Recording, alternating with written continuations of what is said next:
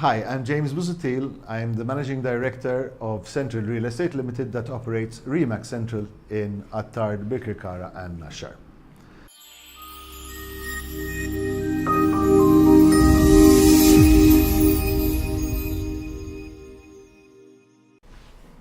Today we're going to talk about working with buyers. Buyers go through a whole sequence of mindsets, statuses you might say, of going through the process of purchasing a home. It is important for a real estate agent to understand in which part of the process the buyer currently is, because otherwise you are going to be delivering the wrong level of service at the wrong time. If a buyer is just new on the market and trying to close him on a home which he's taken a liking to, is generally not really going to happen, and the buyer is going to feel that you're being pushy. So what are the states that a buyer will go through? And how do we understand them, and how should we work with them during these periods? Well, we realized through our research that the first thing one person goes through is contemplation. So the first stage is the contemplator, where should we buy a home, should we move, and all the questions which come about when a couple or a person or whomever is contemplating purchasing a home or an investment for a home.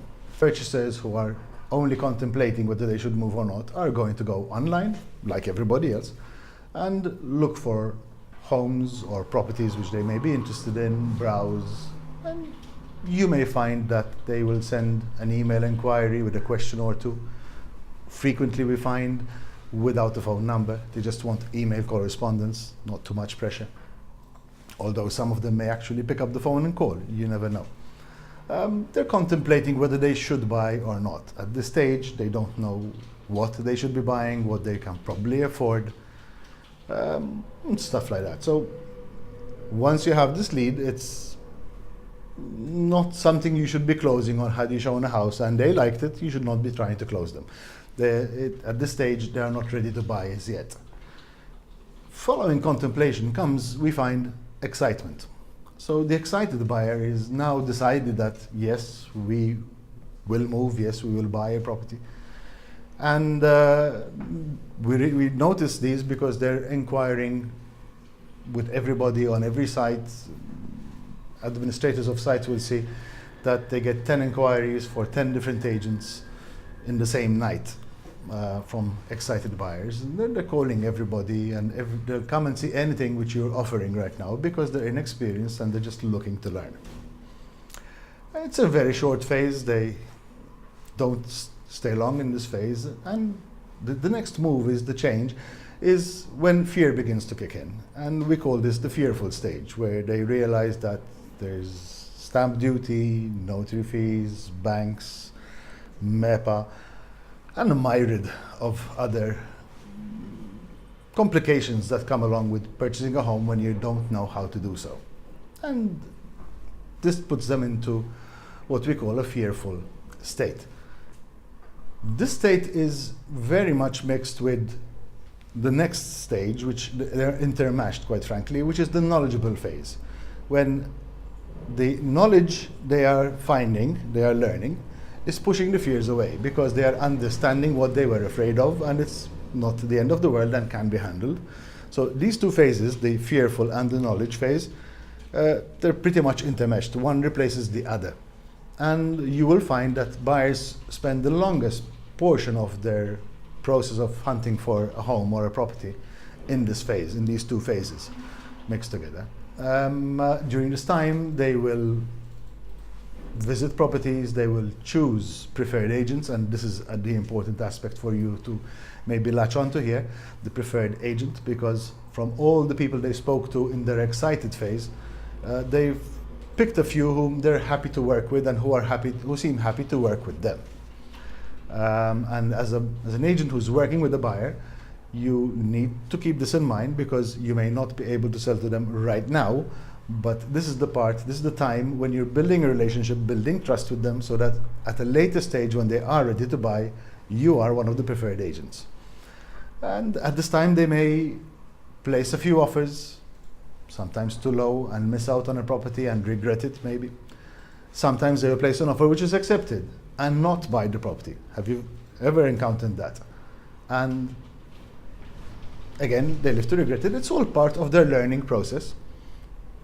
And after a while, from this phase, they move into what we call the committed phase. And this is the phase where all real estate agents hope the next call is coming from. That a buyer is calling them who's committed to buy now, and he just called them now, he wants to see a house or two and buy it. And that's wishful thinking, because the committed buyer is probably not calling too many agents. He's already got a list of agents he's willing and happy to work with. And when he does see a property online or advertised, he calls one of those to show him this property, because that's who he'd like to see it with. Moreover, he's being offered houses and properties consistently by his preferred agents, so he's not doing that much research himself anymore, but his time is filled with his preferred agents offering him or her properties, so that there's little research going on and little opportunity for a new estate agent to get a lead from this buyer. Yet we find that many estate agents are simply hoping that this kind of buyer is the one who's going to call them next, so that's a quick sale. Doesn't happen too often. Can't say it doesn't happen, but it doesn't happen too often. So those are the phases which we go through as buyers. So you have the contemplator, you have the excited, you have the fearful, the knowledgeable, and the committed. It's important that as real estate agents we understand this, because it allows us to give the level of service that is required by the buyer at the time of what phase he's in, so we don't overdo the work we do for our sake, because it can be construed as a waste of time to spend too much time in certain stages with specific buyers. But even the buyer himself or herself will find that you are too much, pushing too much, expecting them to purchase a property when they're not ready to buy just yet. And it's important that we understand these and assess our clients in which phase they would be, so that we can give the perfect level of service. I'm frequently asked, but how long will they be in the contemplator phase? How long will they be in the fearful phase? And the answer to that is, I don't know. Each person is different. It will depend very much on their experiences in life and how many times they've purchased properties, their families, the advice they're given. Sometimes it's short and fast, and sometimes it's long and drawn out. And I'm sure you've come across those too. Have a great day, and I hope this helps you.